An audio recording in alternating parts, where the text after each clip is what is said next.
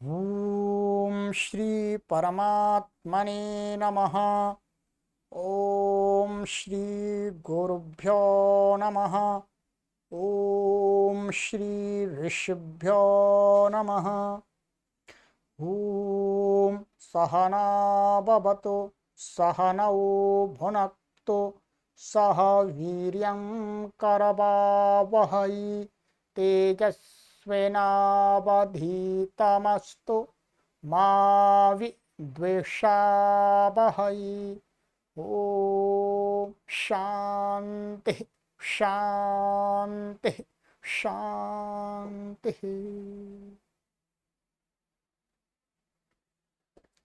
सर्वेभ्यो नमः।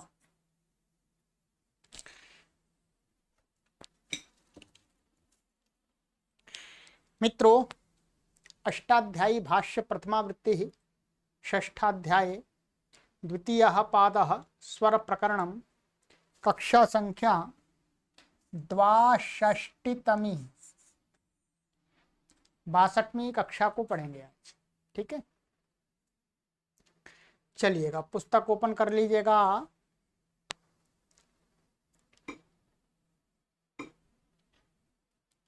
गत कक्षा में मैंने आपको यहाँ तक पढ़ाया था।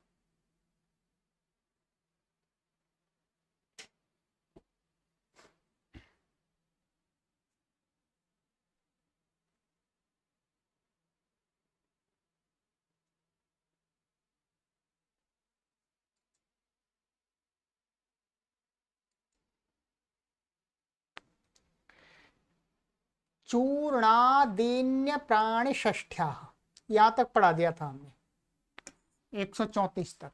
ठीक है, चलिएगा इसके आगे का सूत्र है हमारा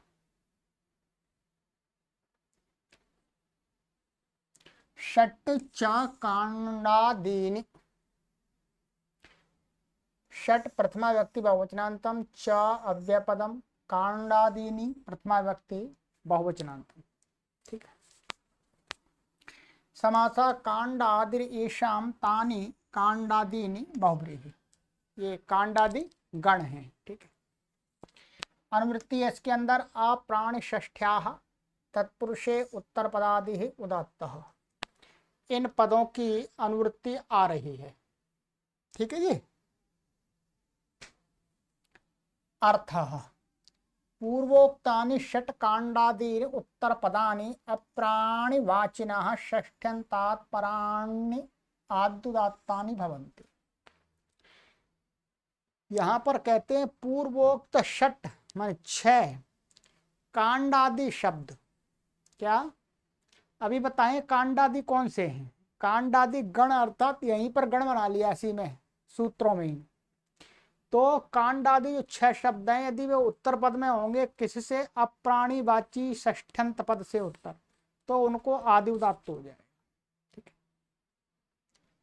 अब यहां पर हमें क्या देखना है? यहां से लेकर के या कांड शब्द आया था पीछे,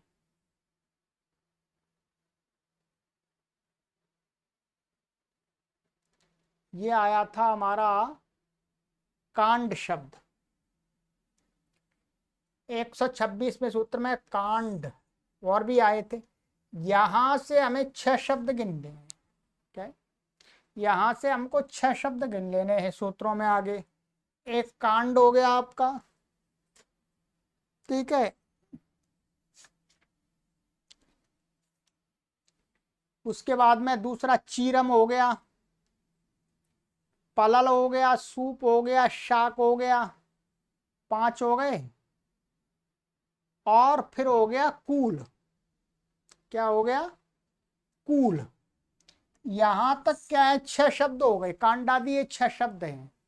ठीक है,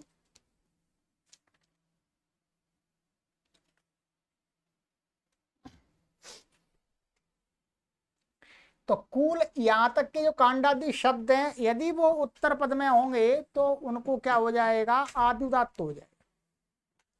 किससे उत्तर होंगे? कह रहे हैं अप्राणिवाची कोई षष्ठ्यंत पद होगा उससे उत्तर। इतना आप समझ लीजिएगा, अभी आगे देखेंगे। तो यहां पर ये जो कांडादि हमें बता दिया, तो अब देखिएगा इसी के उदाहरण बनेंगे। दर्भकांडम, शरकांडम, कांड का बनेगा दर्भचीरम, कुशचीरम, तिलपललम, मुदग सूपः, मूलक शाकम, नदी कूलम और समुद्र कूलम। 6 शब्द हो गए। कांडम 1 2 3 4 5 और कूल 6, यही मैंने गिनाए थे आप। अब यहां पर एक प्रश्न ये उठ सकता है कि भाई इन 6 शब्दों को तो ऊपर सूत्रों में ही उत्तर पद का आदि उदात्त कहा था। भाई जो सूत्र ये कांड आदि शब्द पढ़े हैं, जिन सूत्रों में पठित हैं, वो सूत्र भी तो कांड आदि जब उत्तर पद में होंगे तो उनको आदि उदात्त कर रहा था। फिर इस सूत्र को बनाने की क्या आवश्यकता हुई? तो इसका उत्तर निकल के आता है कि इस सूत्र से ये हो गया कि जो ऊपर वाले सूत्रों में तो अप्राणिवाचना षष्ठ्यंतात, चाहे प्राणीवाची हो चाहे अप्राणीवाची हो, कुछ कुछ थोड़ी शर्त थी, सबसे था। इस सूत्र से यहां पर यह नियम बन गया कि अप्राणीवाची षष्ठ्यंत से उत्तर यदि कांडादि शब्द होंगे तो ऊपर इनको क्या कहा था? मुख्य मुख्य अर्थों में कहा था।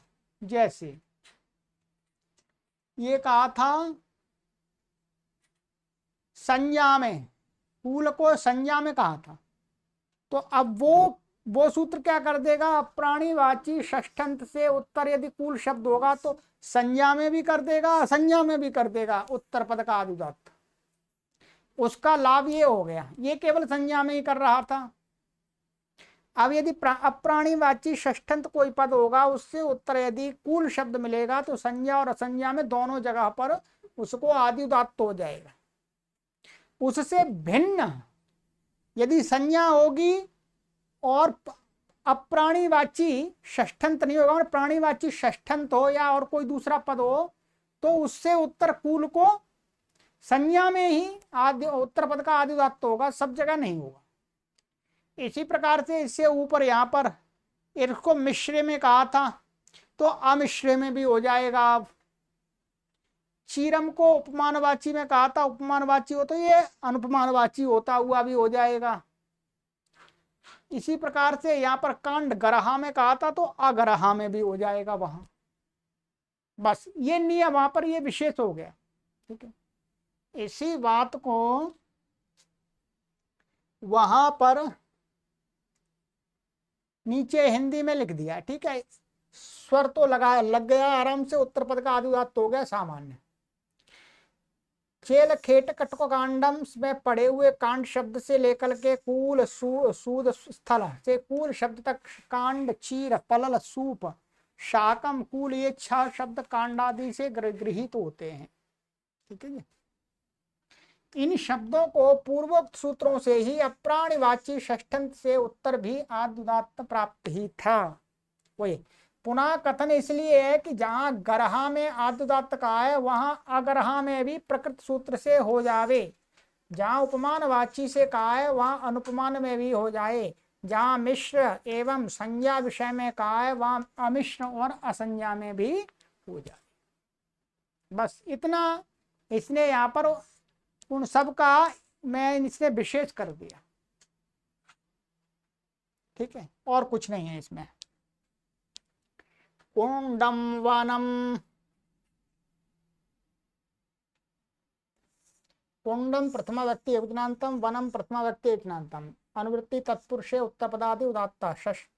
ठीक है, अनुवृत्ति इसमें आ रही है, वो अनुवृत्ति आ गई। अब अर्थ तत्पुरुषे समासे वनवाची कुंडम इत्येतद उत्तर पदम आदि उदात्तम भवति। तत्पुरुष समास में वन को कहने वाला कुंड, क्या वन को कहने वाला जो कुंड शब्द, उस यदि उत्तर पद में होगा तो आदि उदात्त हो जाएगा। जैसे दर्भकुंडम शरकुंडम, यहां पर कुंड शब्द वनवाची कैसे हो जाएगा? कुंड का अर्थ हो गया जो पानी भरने का जो तालाब, कुंड में पानी भरा जाता है। तो वन को कहने वाला कुंड शब्द कैसे हो, वनवाची माने, तो यहां पर कह रहे हैं वन को कहने वाला नहीं, वन के सादृश्यवाची। तो वन का सादृश्य कहते हैं, यहां पर बता रहे हैं, ये स्वर तो लगा लीजिएगा, जो तो हो गया है, बस और कुछ नहीं है। कुंड शब्द यहाँ सादृश्य से वन अर्थ में वर्तमान है।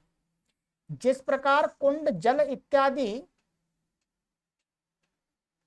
हाँ अच्छा, जल इत्यादि का आश्रय है, उसी प्रकार वन भी किसी का आश्रय है, यही यहाँ सादृश्य है। तो यहाँ दर्भ कुंडम, हाँ कुंड शब्द वन को, तो वन को माने कुंड शब्द तालाब भरने, तो जैसे वन होता है, वन होता है तो वन में भी तो वो पेड़ों का आश्रय होता है, पशु पक्षियों का आश्रय स्थान होता है। जैसे कुंड पानी का आश्रय होता है, पानी उसमें रहता है, तो इसी प्रकार से यहाँ पर कुंड शब्द वन को कह सकता है, ये कह रहे हैं। तो यहाँ दर्भ कुंडम में दर्भ का जंगल, शरकुंडम सरकंडी का वन। तो यहाँ कुंड शब्द का अर्थ वास्तव में क्या है, वन अर्थ है, सादृश्य साथे। वैसे गौण वृत्ति से है, अब प्रधान रूप से तो कुंड शब्द उस छोटे से पानी भरने के तालाब तलिया या जो पशु आदि पानी पीते हैं उनको बोलते हैं, ठीक है। तो यहां पर ये आदि उदात्त हो गया है। आइएगा, प्रकृत्या भगालम, प्रकृत्या तृतीय व्यक्ति वचनांतम, भगालम प्रथमा व्यक्ति वचनांतम, अनुवृत्ति तत्पुरुषे उत्तर पदम। अर्थ भगालवाच्युत्तर पदम तत्पुरुषे समासे प्रकृति स्वरम भवति। भगालवाची, भगाल का अर्थ होता है आधा टुकड़ा, क्या टुकड़ा अर्थ होता है वास्तव में, ठीक है। तो आधा टुकड़ा, तो भगाल को कहने उसी के प्रकार और भी भगाल के पर्यायवाची शब्द हैं, तो उस वो यदि उत्तर पद में होंगे तत्पुरुष समास में, तो उनको प्रकृति स्वर होता है, उनका आदि उदात्त नहीं होता है। कहते हैं उदाहरण, कुंभी भगालम, कुंभी कपालम, कुंभी नदालम। भगालम कपालम नदालम का अर्थ है आधा टुकड़ा, कुंभी माने घड़े का, ठीक है। तो भगालम कपालम नदालम ये सब क्या है, समानार्थक है। तो ये भगालम उत्तर पद है, तो इसका प्रकृति स्वर क्या है, मध्य उदात्त है, अभी बताएंगे इससे। ऐसे ही कपालम भी मध्य उदात्त है, नदालम, नदालम के नदालम भी क्या है, मध्य उदात्त है। कैसे है इन्होंने बता दिया है, लघावंते द्वयोश्च बहुशो गुरुहु, फिट सूत्र है। भगाल कपाल आदि शब्द मध्योदात्त हैं, ध्यान रखिए। क्या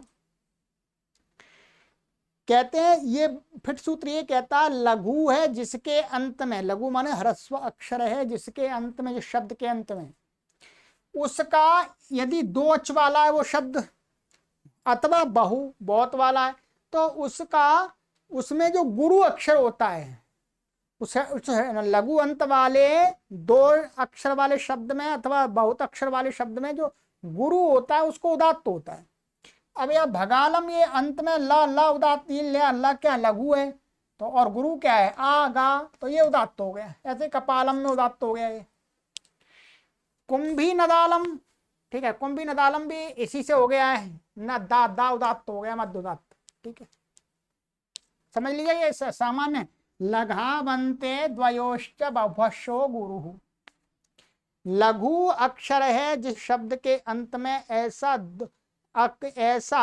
दो अक्षरों वाला अथवा दो बहुत अक्ष वाला जो शब्द है, उसमें जो गुरु होता है उसको, उस अंत से पहले वाला जो गुरु है उसको उदात्त हो जाता है, ये अर्थ है इसका।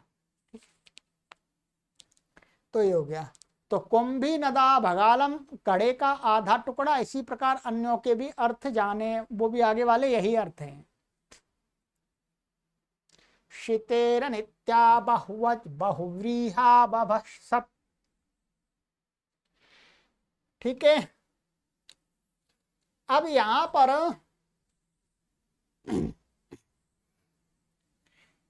जो आद्युदात चल रहा था वो समाप्त हो गया ऊपर वाले सूत्र पर, ऊपर वाले सूत्र से पहले ही समाप्त हो गया। ऊपर वाले सूत्र में क्या आ गया था, उत्तर पद का प्रकृति स्वर, तत्पुरुष चल रहा था वो भी समाप्त हो गया, बहुब्रीहि ही आ गया, ध्यान रखेंगे। उत्तर पद चलेगा, प्रकृति की अनुवृत्ति आई प्रकृत्या की। शिते पंचमी व्यक्ति योजनांतम नित्या बहुवच प्रथमा व्यक्ति योजनांतम। बहुव्रीहि सप्तमी व्यक्ति एकवचनांतम अभत्सत प्रथमा व्यक्ति एकवचनांतम। समासः बहवो चो यस्मिन् तत् बहुवच बहुव्रीहि। बहुत हैं अच जिस शब्द में, वो शब्द क्या हो गया, बहुवच, बहुव्रीहि समास हो गया। और न बहुवच अबहुवच नहीं तत्पुरुष समास हो गया। ठीक है, जिसमें बहुत अच नहीं है, अर्थात दो बने अभी इसको दो से अधिक नहीं है, ठीक है, दो या दो से कम है। फिर इसका नित्य का समास कर, नित्यम बहुवच नित्या बहुवच, मैं नित्य ही जो बहुत अच वाला नहीं है, ये कह रहे हैं। तो नित्य ये क्या, अत्यंत संयोगी से इससे क्या हो गया, नित्य अर्थ में निरंतर अत्यंत संयोग में क्या है, इस सूत्र से द्वितीय तत्पुरुष समास हो गया है। ठीक है, नित्यम अबहुवच नित्या बहुवच। ठीक है जी। अनुवृत्तिया प्रकृत्या उत्तर पदम अर्थ शिते परम नित्यम यद अबाहुवचकम उत्तर पदम भसत शब्द वर्जितम तत्प्रकृत्या भवति बहुव्रीहि समास। शिति से उत्तर जो नित्य ऐसा शब्द जिसमें बहुत अच नहीं है, दो ही अच हैं, उसको आदेश करने पर कभी वो बहुत अच वाला नहीं बनता है। मैं दो ही अच हैं, माने दो या एक अच, माने बहुत अच वाला नहीं, ऐसा उत्तर पद। और भसत शब्द, भसत में दो हैं तो पर ये भी क्या है, अब बहुवच है नित्य। तो भसत शब्द को छोड़ करके अन्य कोई होगा तो उसको क्या हो जाता है, उत्तर पद में प्रकृति स्वर होता है, प्रकृत्या भवति में प्रकृति स्वर हो जाता है बहुव्रीहि समास है, बहुव्रीहि समास में। ठीक है जी, देखिएगा उदाहरण में, शितिपादः सित्यंशः सित्यंशः सित्योष्ठः। या सिति शब्द है, पाद शब्द है, अंश शब्द है, ओष्ठ शब्द है, ये क्या है, नित्य ही अबहुवच है, ये कभी बहुत अच वाले नहीं बनते। ठीक है, तो इनका उत्तर पद का प्रकृति स्वर होता है। अब इसका उत्तर पद में देखिएगा, पाद शब्द प्रकृति स्वर क्या है, इसका पाद का आदि उदात्त है। यहाँ पर कह रहे हैं पाद शब्द विषादी गण में पड़ा हुआ है, जिसको हमने पढ़ लिया विषादी नाम से क्या है, आदि उदात्त हो गया 6 1 197 197, तो ये आदि उदात्त हो गया। अनुदात्तम पद में एक वर्जम उदात्त अनुदात्त स्वरत हो गया। सित्यंशा, तो अंश शब्द क्या है, अमेसन, अमेसन से सन प्रत्यांत है, होने सन प्रत्यांत होने से ये क्या है, अंश शब्द भी आदि उदात्त है, नित होने से, ये नित्यम से आदि उदात्त हो जाता है ये। तो यहाँ पर भी ये आदि उदात्त है। ठीक है, ये कोई अणची लग गया है, ई को या हो गया। सित्योष्ठा, ओष्ठ शब्द भी क्या है, ये भी आदि उदात्त है, यहाँ पर बता रहे हैं। ओष्ठ शब्द क्या है, उशी कुशी गार्त्यभ्यस्थन, स्थन स्थन प्रत्यांत है, तो नित होने से क्या है, ये नित्य नित्यम से आदि उदात्त है। ठीक है, अब ये सूत्र क्यों बनाया, ये क्या है, किसका अपवाद है, बहुव्रीहि प्रकृत्या। बहुव्रीहि समास में क्या कहा था, पूर्व पद का प्रकृति स्वर होता है, तो इसने कहा नहीं, शिति से उत्तर जो नित्य अबहुवच वाले शब्द होंगे उनको तो उत्तर पद का प्रकृति स्वर होगा। बहुव्रीहि प्रकृत्या पूर्व पदम से बहुव्रीहि समास में पूर्व पद प्रकृति स्वर प्राप्त था, तद अपवाद उत्तर पद प्रकृति स्वर कह दिया। ठीक है जी, चलिए ये हो गया आपका। अब विशेष सूत्र आ रहा, जिसको हमने पहले भी बार बार इसको कार्य में लिया था। अब इसको अच्छी प्रकार से समझ लीजिएगा। ठीक है जी, गतिकारकोपपदात्कृत, गतिकारकोपपदात् पंचम व्यक्ति एकवचनांतम कृत प्रथमा व्यक्ति एक वचनांतम।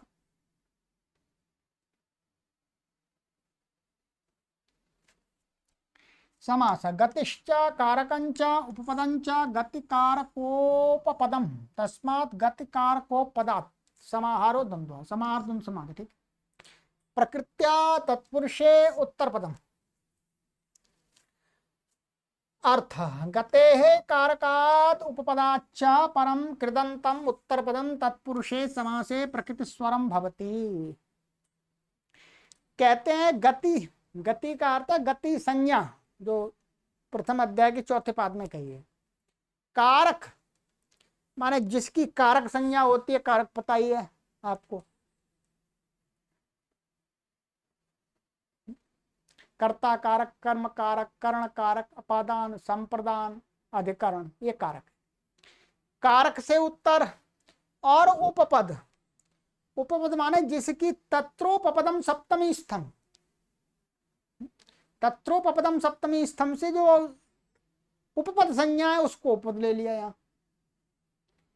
आइएगा तो कहते हैं गति से उत्तर, कारक से उत्तर, उपपद से उत्तर, कृदंतम उत्तर पदम, जो बाद वाला शब्द है वो कैसा होना चाहिए, कृत प्रत्यांत।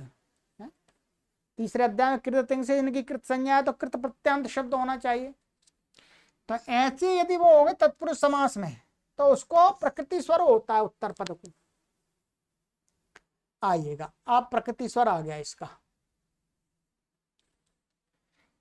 गति का प्रकारकः प्रहारकः प्रकरणम प्रहरणम, प्र की क्या गति संज्ञा है, प्रकारकः हारकः हारकः कारकः हारकः, ये क्या है अणुल प्रत्यांत है। अणुल प्रत्यांत होने से क्या है लिति, लिति से क्या है ये आदि उदात्त शब्द है। ये लिति से पूर्व को उदात्त हो गए, ये लुट प्रत्यांत है तो ये भी आदि उदात्त है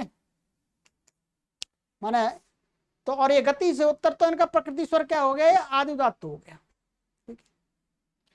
कारक से बता रहे इधमम प्रविश्यते एन सा इधम प्रवृश्चनः। ठीक है, पलाश शातनः तो और शमश्रु कल्पनः।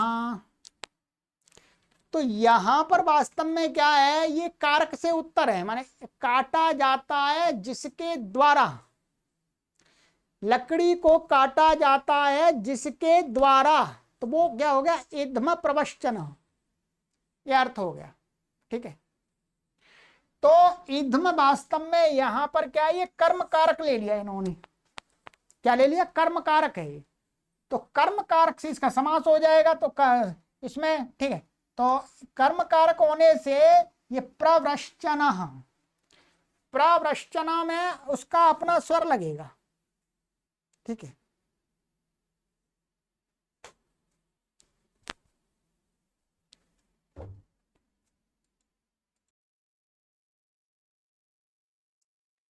तो यहां पर क्या है, इसके ऊपर इस कर्म के ऊपर रहते हुए यहां पर इसको लुट प्रत्यय होता है कर्ण में। ठीक है, लुट प्रत्यय होता है पूरा वृश्च धातु से, तो यहां पर उत्तर पद है। ये क्या है, यहां पर अभी समास बता देंगे, समास किससे हुआ है। ठीक है, तो यहां पर प्रवृश्चन, यहाँ पूर्व वृश्च धातु है और ये लुट प्रत्यय है।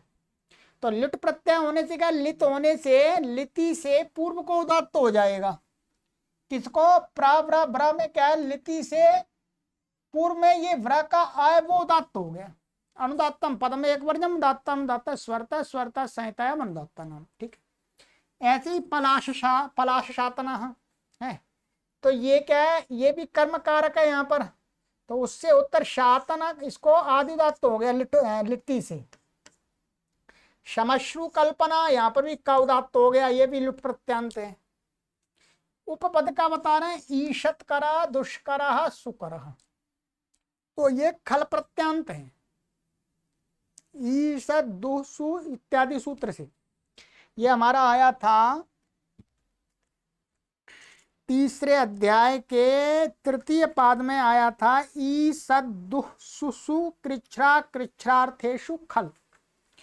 तो यहां पर क्या हुआ था, क्रीद है, ईशत के दुष्ट के उपद रहते हुए सु के उपद रहते हुए क्री से खल प्रत्यय हुआ है, गुण आदि होकर के खल, खल इसमें भी लिति लगेगा, तो ये उत्तर पद को इसने स्वर कर दिया, उपपद है ये।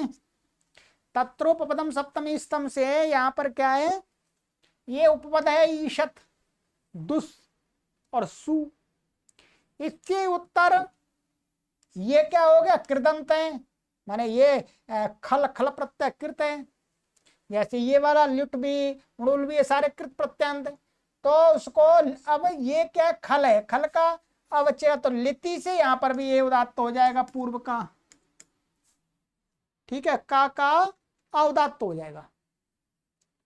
यहां पर समास होगा इनमें उपपदा मतिंग, उपपदम अतिंग से समास हो जाएगा, ठीक है, उपपदम अतिंग से समास हो जाएगा। और इनमें इध्म प्रवृश्चना पलाश शातना शमश्रु कल्पना, इसमें यहां पर क्या है, वस्तुतः ये वार्तिक लगता है। कृत योगा च षष्ठी समस्यते, ये आपको हमने शायद पढ़ाया है। कृत योगा च षष्ठी समस्यते, कृत के योग में हुई जो षष्ठी है वो षष्ठंत का भी समास हो जाता है।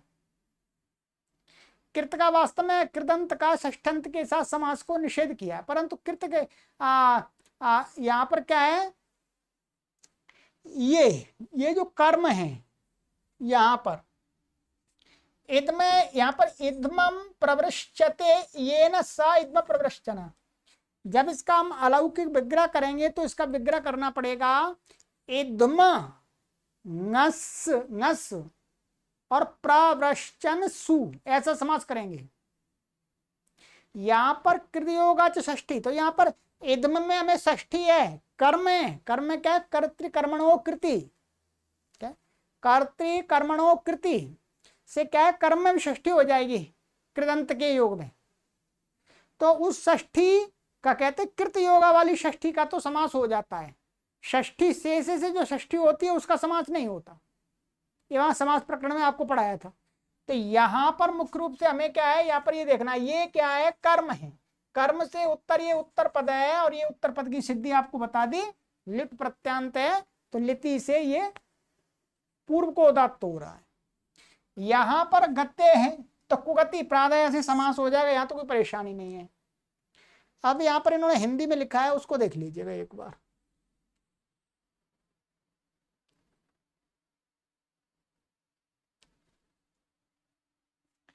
सर्वत्र उदाहरणों में कृदंत कारक आदि को लिति से प्रत्यय से पूर्व को उदात्त है, क्योंकि सभी प्रत्यय लित हैं। पलाश शातना में क्या, शदली धातु से अणिजंत है, अणिजंत है ये, अणिनिटबो हेतुमती च से अणिच आ जाएगा। और फिर क्या, अणिच के पै रहते हैं शदेर गतऊ, शद का जो दा है उसको ता हो जाता है, शदेर गतऊ ता से ता हो जाता है, 7-3-42। अणिटी से फिर अणी का लोप हो जाएगा, जब आगे प्रत्यय आ जाएगा, लुट प्रत्यय आएगा, तब लुट प्रत्यय आएगा तो अणिटी से अणी का लोप हो जाएगा, और वृद्धि आदि हो जाएगी अतुपदाया से अणिच को मान करके।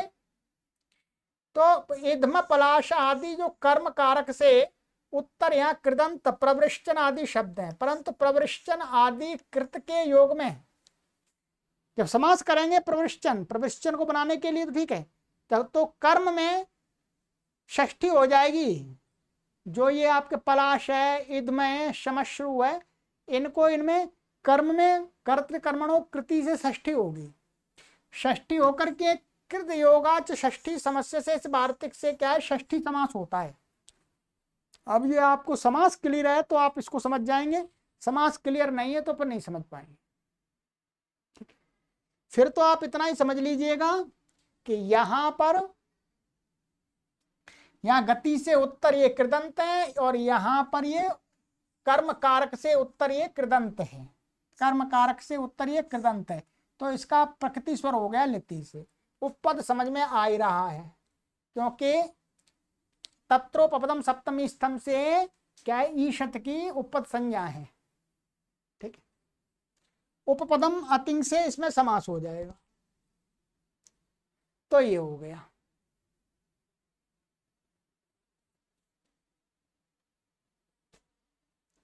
उभे वनस्पत्यादिषु युगपत्, उभे प्रथमा व्यक्ति एकवचना द्विवचनांतम, वनस्पत्यादिषु सप्तमी व्यक्ति बहुवचनांतम। युगपत प्रथमा व्यक्ति एकवचनान्तम समासः। वनस्पति आदि येषां ते वनस्पत्यादयः तेषु वनस्पत्यादिषु। बावरी समास कर दिया। प्रकृत्या ऊपर से अनुवृत्ति आ रही है। अर्थ वनस्पत्यादिषु समासेषु उभे पूर्वोत्तर पदे युगपत प्रकृति स्वरे भवत। कहते हैं वनस्पत्यादि गण में पड़े हुए जो शब्द हैं उनको पूर्व पद और उत्तर पद के दोनों के जो जो अपने स्वर हैं वो दोनों एक साथ हो जाते हैं, क्योंकि अनुदात्तम पद में एक वर्जम से समास होने पर एक पद होने पर उसका एक ही किसी शब्द का स्वर रहता, पर यहाँ सात वनस्पत्यादि गण में पड़े हुए शब्द हैं समस्त पद, उनके दोनों शब्दों के पूर्व और उत्तर पद के अपने अपने स्वर हो जाते हैं। तो यहां पर बता रहे हैं जैसे वनस्पति और बृहताम पते बृहस्पति है, तो इसमें क्या है, बृहत शब्द है और पति शब्द है, दो शब्द है, इसमें वन शब्द है और पति शब्द है। तो ये वन शब्द क्या है, आदि उदात्त है, और पति शब्द भी आदि उदात्त है, ध्यान देंगे। ऐसे बृहस्पति बृहस्पति क्या है, बृहत शब्द क्या है, अंत उदात्त था, और पति शब्द आदि उदात्त है। ठीक है, अब यहां पर देखिए कैसे हैं, इसको पढ़ लीजिए एक बार समझ में आएगा।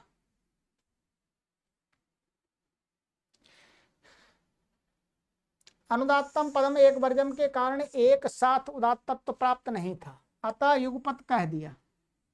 वनस्पति में वन शब्द नव विशेष्याप इत्यादि फिट सूत्र से क्या आदि उदात्त है, एवं पति शब्द क्या क्या है, पति शब्द भी पातेर डति उणादि है, डति प्रत्यांत होने से प्रत्यय स्वर से आदि उदात्त है।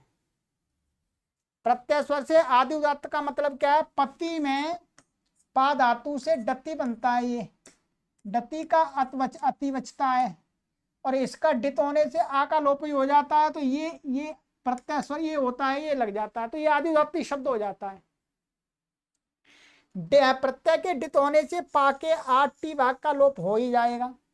अब बता रहे हैं पारस्कर प्रवृत्ति नीचे से सुट का आगम होता है या वनस्पति में और बृहस्पति में।